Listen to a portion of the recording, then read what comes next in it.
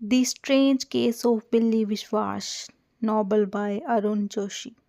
Arun Joshi's second novel, The Strange Case of Billy Biswas, is a powerful record of the hot, short, sordid modern culture and an eloquent assertion of the primitive way of life. The novel is divided into two parts. The first one consisting of about 100 pages and the second one of another 150 pages. Both these parts may be named as the civilized world and the primitive world, respectively. These two words represent two distinct cultures which these geographical locations embody. The novel reveals to us the falsity of the so called refinement of the Indian upper class society. Meenakshi Mukherjee opines it is a compelling novel about a strange quest driving upon myth and folklore to reiterate its elemental concerns. Arun Joshi has created Billy Vishwas as a hero who longs intensively to locate his real self, not in the matrix of a westernized culture, but in the most innocent, most native, even anthropological past of Indian culture. Billy's case has been strange from his very childhood. When he was only 14, he went to Bhubaneswar and visited Konark. When he saw tribal dance there, a strange sensation took over him. Billy became restless since that time, and whenever he hears a drum beating or listens to a folk music, he is transported to a different world. As a matter of fact, Billy is a stranger to the civilized world and not to the tribal. The civilized men are estranged to him. He has an intense hatred for them.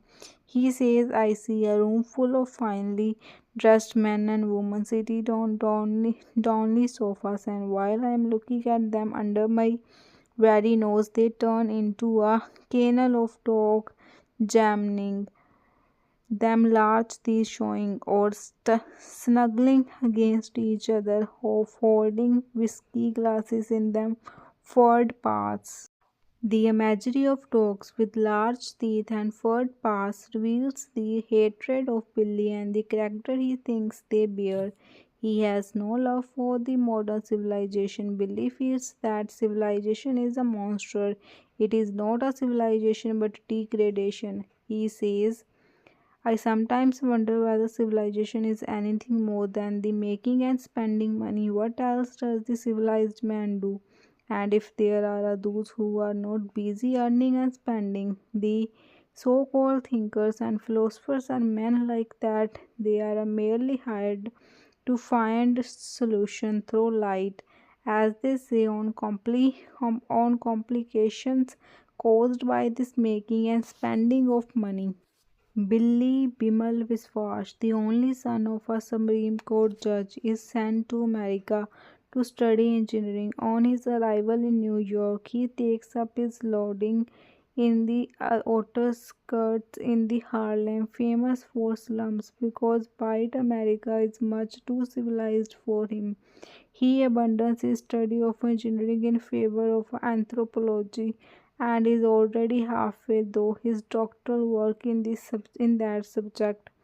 That is where he meets Romy, the narrator, with whom he shares his loading and forms a thick friendship. The death of the narrator's father compels him to return to India. Back in India, he joins the Indian Administration Service.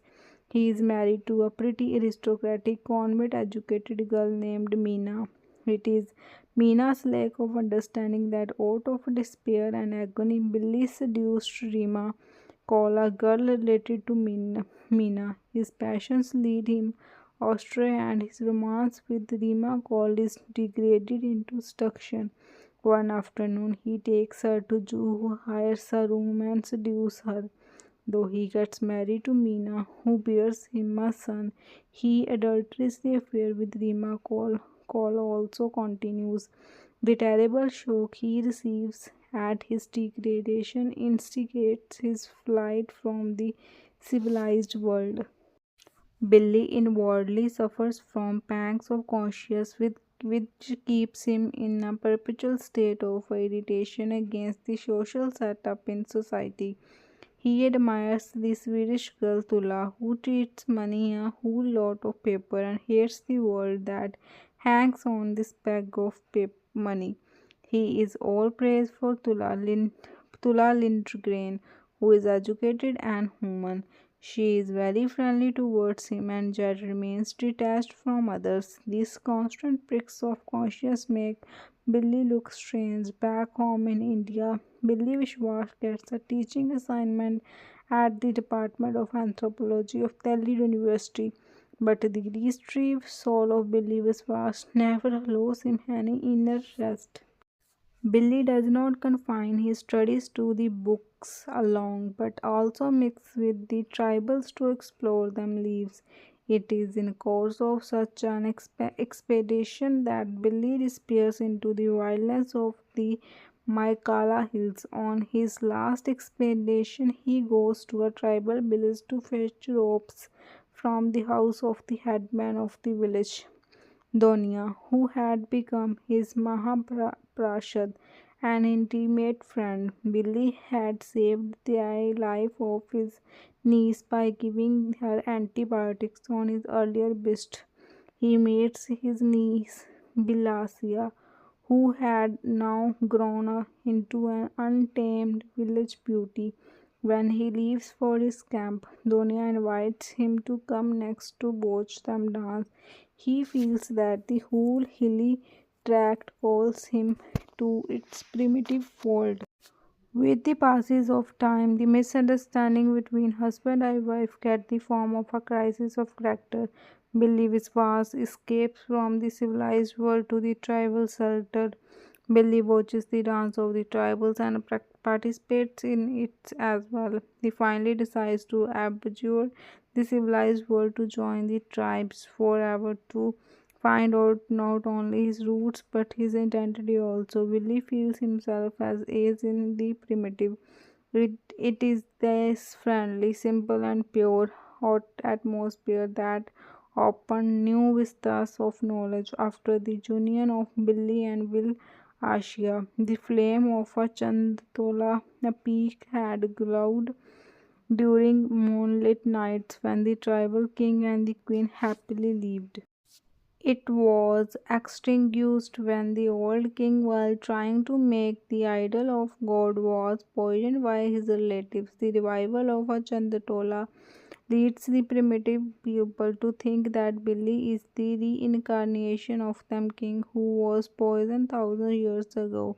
Billy is recognized not only as the king but is treated as endowed with magical and supernatural powers also. He also had brought back Donia's grandson to life who had been dead for 2 hours. In Vilasia, Willie finds the right woman who can enliven his soul. Meena dents his senses, Rima corrupts him, and the materialistic civilization kills his innate natural instinct.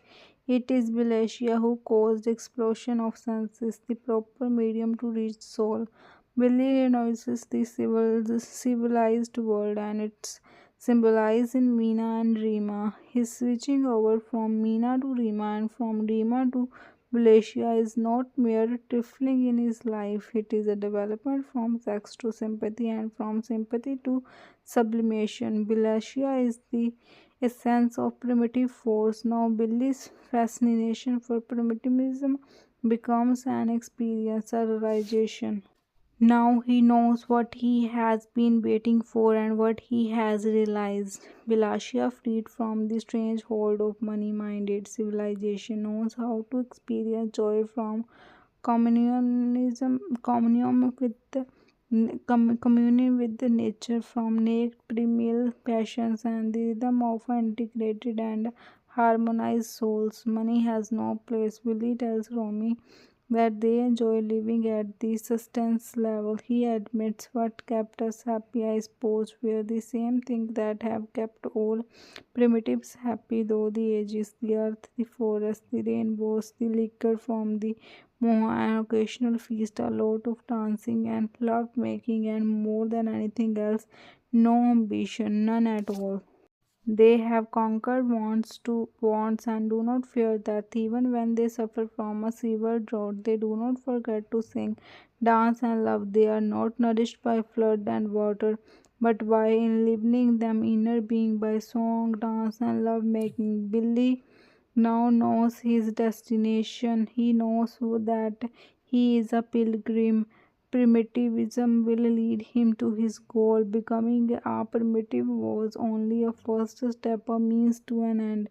So Billy is like those saints of India who want to realize unity with the divine, though awakening of them senses from for him. Bill Asia is a Prakriti nature and he is a Purush male and the comic whole can be experienced in them union.